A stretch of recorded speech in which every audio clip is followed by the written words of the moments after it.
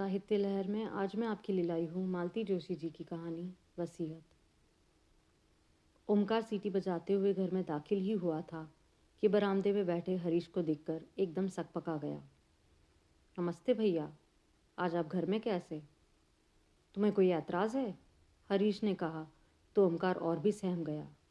उसकी हालत देखकर हरीश को हंसी आ गई। कहा, मैं तो खैर अपने घर में हूँ, पर आज आपकी सवारी इधर कैसे? ऐसे ही कभी कभी भाभी जी से मिलने आ जाता हूँ। भाभी है ना भीतर? उसने पूछा और उत्तर की प्रतीक्षा ना करते हुए सीधा भीतर चला गया। भीतर वाले ओसरे में माँ बेटी दोनों मिल गए। ओमकार वहीं पास में बैठ गया। बोला, भाभी जी, बड़े भैया के पास कौन सी गाड़ी है? सेंट्रो है। क्यों? नीली वाली थी ना, पर आजकल वहाँ एक लाल गाड़ी खड़ी रहती है, खूब बड़ी सी। अपने छोटे भैया को जाकर बताओ, बेचारी भाभी कहते उसका मुंह नहीं सूखता है। बेचारी भाभी दो दो गाड़ियाँ रखे है। चुप करो अम्मा, पता है ना वह आज घर में है। हाँ तो ओमकार, लाल गाड़ी तो है, पर कौन सी? ठीक से नहीं देख पाया भाभी, पास जाते ही कुत्ते भौंकने लगते हैं। फाटक के बाहर खड़ा था तब भी। कुत्ते भी पाल लिए हैं, वह भी दो दो।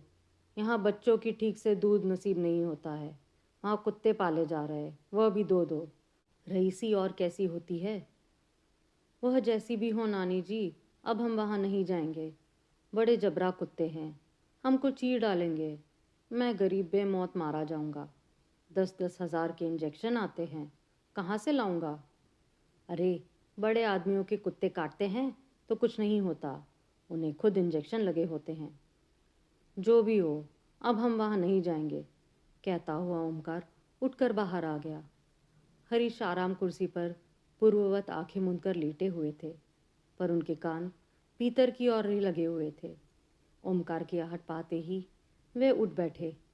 ओमकार, तुम बड़े भैया के घर गए थे, कुछ काम था? बेचारा ओमकार बगले झांकने लगा। खिसकने की राह भी नहीं मिली। हरीश लगातार उसकी ओर देख रहे थे। आखिर उसने हिम्मत की और कहा, हम कौन अपनी मर्जी से जाबे, हमें वहाँ नानी जी भेजती है। किस लिए? हालचाल जानने के लिए। तो भाभी जी कुछ चाय वाय पिलाती है कि सूखा ही टरका देती है? हम भीतर थोड़ी ही जाते हैं, बाहर से ही देख दाख कर आ जाते हैं। बाहर से हालचाल पता चल जाते हैं, मरा डर के मारे भीतर जाता ही नहीं, तो कोई क्या करे? अम्मा जी ने एकदम कमरे में अवतरित होते हुए कहा। ओमकार ने अब भागने में ही कुशलता समझी। भैया जी, शाम को गैया हमें ही लगानी होती है, अब चलेंगे। और उत्तर की प्रतीक्षा किए बिना वह बाहर निकल गया। हरीश अब सास की ओर मुखातिब हुए। ओमकार को आप बंगले पर भेजती हैं? तो क्या करें, उन्होंने दबे स्वर में कहा। तुमने तो वहाँ जाना ही छोड़ दिया। अकेली औरत, किसी को तो खोज खबर लेनी चाहिए कि नहीं? हम लोगों के सिवा उसका यहाँ कौन है? खोज खबर ही लेनी थी तो किसी दिन माँ बेटी दोनों चली जाती ना। जासूसी करने की क्या ज़रूरत थी? जासूसी? और क्या, आप जो कर रही है वह जासूसी ही कहलाती है, हरीश ने कहा तो अम्मा जी मुँह बिचक कर भीतर चली गई। हरीश को बड़ा मज़ा आया। अरसे बाद सास को निरुत्तर करने का मौका मिला था, लेकिन सास को निरुत्तर करने की खुशी ज़्यादा देर नहीं रही। एक प्रश्न जो दिमाग में चक्कर काट रहा था, उस पर हावी हो गया। बंगले पर नई गाड़ी आ गई है और दो कुत्ते भी। कुत्ते पालना कितना महंगा शौक है उसे पता है। एक कुत्ते का खर्चा 2 आदमियों की खुराक के बराबर आता है। फिर उसकी साथ संभाल के लिए नौकर चाकर भी तो चाहिए। यह काम भाभी के बस का नहीं है। फिर पिछले 6 महीने से उसने वहाँ का रुख नहीं किया है। वैसी कसम ही खा ली थी, पर इस बीच इतना कुछ उथल पुथल हो सकता है। शालिनी और उसकी माँ तभी ज़बान से कुछ कुछ कहती रही। क्या वह सही है? 6 महीना पहले शुभम का रिज़ल्ट लेकर गया था। सोचा था भाभी से कहूँगा। भैया का बहुत मन था कि शुभम इंजीनियर बने। अब उनका सपना आप ही को पूरा करना है। घर में खूब अच्छी रिहर्सल करके गया था। वहाँ माहौल ऐसा बिगड़ा कि कुछ कहना संभव ही न हुआ। यह नहीं कि वहाँ स्वागत नहीं हुआ, स्वागत तो खूब अच्छे से हुआ। उन्होंने शुभम को बधाई भी दी। उन्होंने आशीर्वाद के रूप में 500 रुपये का नोट भी लिफाफे में डाल कर दिया। चाय नाश्ता भी करवाया, पर सब कुछ ठंडा ठंडा सा था। उनमें संबंधों की ऊष्मा नहीं थी। वैसे भी उनमें सुसंवाद कभी था ही नहीं, पर भैया के रहते ये बातें सतह पर कभी नहीं आई थी। अब जैसे सब कुछ सामने आ गया है। चाय के बाद वह शुभम को लेकर भैया के सपने की बात कहने ही जा रहा था कि भाभी ने कहा, चलो अच्छा हुआ, शुभम के रिजल्ट के बहाने ही सही तुम आए तो, नहीं तो तेरी के बाद तो तुम यहाँ का रास्ता ही भूल गए थे। जानते तो थे इस घर का एकमात्र कमाऊ सदस्य अब नहीं रहा, फिर एक हाथ बार आकर देखना तो था कि भाभी कैसी है, किस हाल में है। हरीश का सिर शर्म से झुक गया। वह अपनी सफाई में कुछ कहना ही चाहता था कि भाभी बोली, तुम्हें शायद डर लगा होगा कि भाभी कुछ मांग ना ले। ठीक है ना, मैं तुमसे क्या मांगती हरीश, जिसने पिता समान भाई की अंत्येष्टि के लिए दूसरों के सामने हाथ फैलाया था, उससे मैं क्या मांगती और मुझे वह क्या दे देता। सॉरी भाभी, पर उस समय हाथ सचमुच बहुत तंग था, उसने छोटी सी आवाज़ में कहा। हाथ तो तंग होना ही था, तुम्हारी एटीएम मशीन जो बीमार पड़ी थी। अब तक तो तुम्हारी हर समस्या के लिए वही समाधान थे, बच्चों की फीस हो या साल भर का अनाज हो, सर्दियों के कपड़े हो या छुट्टियों की प्लानिंग हो, सब कुछ वही तो करते थे। उन्हीं बातों को याद करके तुम अपने भाई के लिए लकड़ी ही खरीद लेते तो मुझे अच्छा लगता।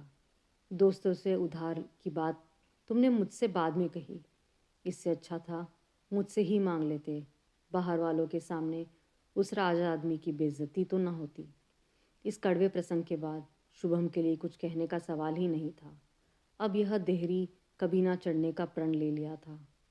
बाद में पछतावा भी हुआ, 500 रुपये का लिफाफा वहीं क्यों नहीं फेंक दिया। वैसे भी भाभी के लिए मन में पहले से ही एक पूर्वाग्रह था। समझ लिया था कि वह उन लोगों का सुख चैन छीनने आई हैं। भैया के आश्रय में जो एक आश्वस्ति थी वह एकदम धूमिल होती दिखाई दी। इस घर में आने से पहले ही वे खलनायिका बन गई थी। पहले वाली भाभी जब 2 साल की लंबी बीमारी झेलने के बाद भगवान को प्यारी हो गई थी तो भैया एकदम टूट से गए थे। साल भर एकदम गुमसुम से वितराग बने रहे। फिर इस अवसाद से उबरने के लिए उन्होंने अपने आप को काम में झोंक दिया। दुगने जोश से साल भर में ही घर की काया पलट हो गई। इस तरह जैसे सोना बरसने लगा। हरीश ने ठाठ से अपनी पढ़ाई पूरी की, धूमधाम से उसकी शादी हुई, माँ का मरण त्योहार भी शान से मनाया गया। बच्चों के जन्मोत्सव पड़ोसी की ईर्ष्या का कारण बने। फिर सुना कि भैया शहर के बाहर एक बंगला खरीद रहे हैं, तो घर भर में एक खुशी का माहौल बन गया। सब लोग बंगले में रहने के सपने देखने लगे। पुश्तैनी घर बड़ा था, पर था तो पुराना। उसकी मरम्मत पर, सजावट पर काफ़ी कुछ खर्च कर दिया था, पर वह पुरानापन नहीं छोड़ पाता था। गृह प्रवेश की तैयारी चल रही थी कि भैया ने एक बार सबको चौंका दिया। बताया कि वे नई पत्नी के साथ गृह प्रवेश करेंगे। पुश्तैनी मकान उन्होंने हरीश के नाम कर दिया था, पर उनकी इस दरियादिली से ना हरीश खुश था ना उसका परिवार, क्योंकि इस दान पात्र का साफ अर्थ यह था कि उन लोगों को पुराने घर में ही रहना है। सारे सपने धराशायी हो गए थे। आने वाली के प्रति मन कड़वाहट से भर गया था, क्योंकि उन्होंने सबका हक छीनने का जघन्य अपराध किया था। शाम को घूमने जाने के बहाने वह घर से निकल गया और सीधे बंगले पर पहुंचा। उसने गेट के पास स्कूटर रोकी कि कुत्तों के सम्मिलित स्वर में भौंकना शुरू कर दिया। अंधेरे में कुछ नज़र नहीं आ रहा था, पर वे शायद बरामदे की जाली में बंद थे। भीतर जाने का कितना निरापद है, इस पर वह विचार ही कर रहा था कि एक बलिष्ठ हाथ उसकी गर्दन पर पड़ा। उतनी ठंडी में भी उसके पसीने छूट गए। मुड़कर देखा, हाथों का मालिक भी उतना ही बलिष्ठ था और अगन्य नेत्रों से घूर रहा था। हेलो मिस्टर, दूसरों के घर में ताक-झाक करते शर्म नहीं आती? ये दूसरों का घर नहीं है, मेरे भैया का घर है, उसने हिम्मत बटोरते हुए कहा। कौन भैया? उसने भैया का नाम बताया। वे तो अब नहीं रहे, पर भाभी तो है, मैं उनसे मिलने आया हूँ। भाभी भी अब यहाँ नहीं रहती, यह बंगला अब मैंने खरीद लिया है। क्या बात करते हैं? दिन में आना, पेपर्स दिखा दूंगा, उन्होंने दबंग स्वर में कहा। लूटा पीटा सा अपनी जान छुड़ाकर हरीश वहाँ से चला आया। बाद में ध्यान आया कि भाभी के बारे में तो पूछना ही भूल गया, पर अचानक पकड़े जाने के कारण उसकी सिट्टी पिट्टी गुम हो गई थी। उसे कुछ होश ही नहीं रहा। रात भर उसे नींद नहीं आई। शालिनी से बात करना चाहता था, पर हिम्मत नहीं पड़ी। जानता था अम्मा जी हमेशा कान लगाए रहती है। सासू माँ की निरंतर उपस्थिति उसे पहली बार खली। इकलौती कन्या से शादी करते समय केवल प्रॉपर्टी का ध्यान था। यह नहीं पता था कि दहेज में अम्मा जी भी साथ चली आएगी। आई हैं तो चुपचाप बनी रहे, पर नहीं, हर घड़ी अपनी उपस्थिति दर्ज कराती रहती है। भैया तो पीठ पीछे उन्हें ललिता पवार ही कहते थे। शायद उनके आने के कारण ही दूसरी शादी के बाद उन्होंने अलग घर बनाने का सोच लिया।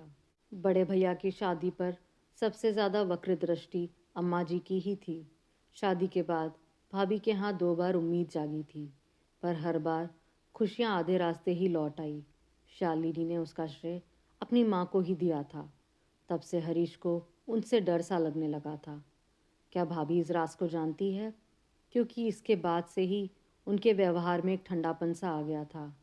शादी के इन 15 सालों में वे मन से कभी किसी से जुड़ नहीं पाई। उन्हें घमंडी करार दे दिया गया। पर दूसरा पक्ष भी तो कम दोषी नहीं था। उसने इस खाई को पाटने की कभी कोशिश ही नहीं की। दूसरे दिन सुबह सुबह वह मुंशी के घर पहुंच गया। देर होने से उसके काम पर निकल जाने का डर था। भैया के बाद कई वकीलों ने उन्हें हाथों हाथ ले लिया होगा। ऐसे कर्मठ और कुशील लोग आजकल मिलते कहाँ हैं। भैया का कोई काम या संदेश लेकर इस घर में कई बार आया है। हर बार उसका स्वागत ललक से हुआ, पर इस बार मुंशी जी का व्यवहार बड़ा रूखा लगा। दरवाज़ा उन्होंने ही खोला। वहीं खड़े खड़े पूछा, बोलो, भीतर आ सकता हूँ? अब मजबूरन मुंशी को रास्ता छोड़ना पड़ा। हरीश भीतर आकर बैठ गया। बैठक का कमरा उसे बदला बदला सा लगा, बदला बदला सा और परिचित सा भी। हाँ बोलो, मुंशी ने उसे चेताया। वह व्यवस्थित हुआ और बोला, मैंने सुना है भाभी ने बंगला बेच दिया है। हाँ ठीक सुना है, 15 दिन पहले ही डील हुई है। हमें हवा तक नहीं लगने दी। मुंशी जी चुप बने रहे। हमारी रजामंदी की ज़रूरत भी नहीं समझी। ये कोई पुश्तैनी प्रॉपर्टी थोड़ी है आपकी रजामंदी की ज़रूरत हो। वकील साहब की पर्सनल प्रॉपर्टी थी। वे उसे बेचना चाहे दान में दे दें। उन्होंने बंगला पत्नी के नाम कर दिया था। वे ही लीगल या नेचुरल वारिस थी। उन्होंने बंगला बेच दिया, बस। और सामान का क्या किया? बेच दिया। वैसे ही इतना सारा सामान कहाँ ले जाती, कहाँ रखती, इसलिए ज़रूरत भर का रख कर सब बेच दिया। अच्छा सामान था, हाथों हाथ बिक गया। किसने लिया? दोस्तों ने, पड़ोसियों ने, परिचितों ने। जिसे हमने यह सोफ़ा सेट लिया, 2 पलंग और एक अलमारी भी ले ली। तभी हरीश को यहाँ कुछ पहचाना पहचाना सा लग रहा था। हमसे भी पूछ सकती थी, उसने तड़प कर कहा। तुमसे पैसा तो नहीं मांग सकती थी ना, इसलिए नहीं पूछा। उन्हें पैसे की ज़रूरत थी, तभी तो घर बेचना पड़ा। इतना बड़ा घर मेंटेन करना मजाक थोड़ी होता है। तुम तो जानते हो तुम्हारे भैया कैसे शाह खर्च थे। बचत के नाम पर शून्य ही था। आखिर बची हुई ज़िंदगी वे गुजारती कैसे? बरसी तक तो रुक ही सकती थी। ऐसी भी क्या जल्दी थी? जल्दी सामने वाली पार्टी को थी। उनके ज्योतिषी ने मुहूर्त निकाला था। फिर जब जाना ही था तो आज क्या और कल क्या? भाभी कहाँ है? अपने भाई के पास। कल आना, उनसे पूछकर ही पता बताऊंगा। मतलब कि यह आदमी भैया के जाने के बाद भी अपना ईमान बनाए हुए है। उस दिन भाभी उल्हाना देते हुए कह तो रही थी, तुमसे तो वह मुंशी भी अच्छा है। अब कोई काम नहीं है, फिर भी 4-8 दिन में हालचाल पूछने आ जाता है। उसे आशा तो नहीं थी, पर मुंशी ने दूसरे दिन ही फ़ोन करके पता दे दिया था। नासिक के पास कोई जगह थी। ऑफिस के टूर का बहाना बनाकर वह चल पड़ा था। घर पर बताने की हिम्मत नहीं हुई। सच बात जानते ही एक विस्फोट हो जाता। मुंशी ने पता ठीक ठाक दिया था। ढूंढने में ज़्यादा परेशानी नहीं हुई। शहर से बाहर एक कंपाउंड में 2 हाउसेस की लंबी कतार थी। गेट पर नाम लिखा था, विश्रांति। नंबर उसके पास था, इसलिए घर भी तुरंत मिल गया।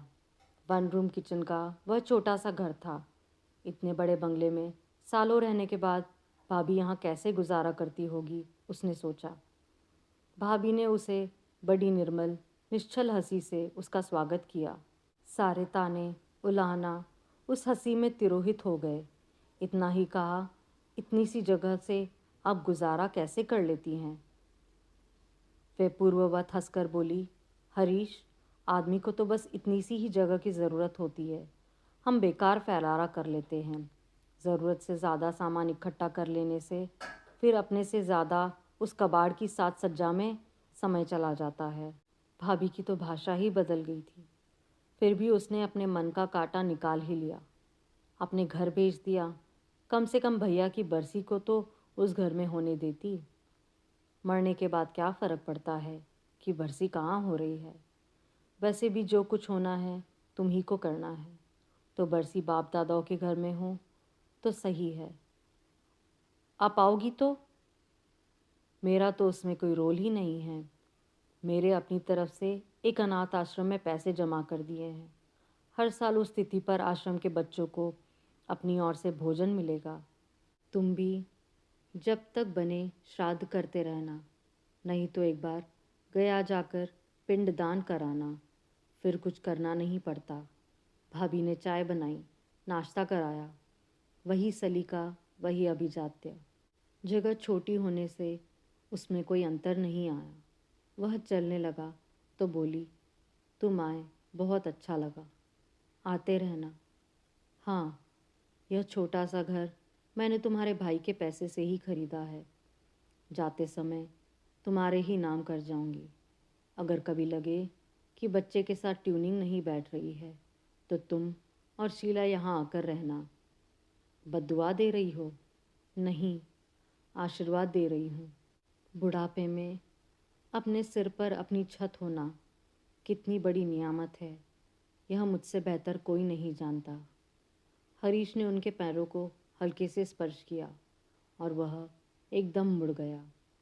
उस गरिमामयी महिला को इस तरह कातर होते देखना उसे अच्छा नहीं लगा।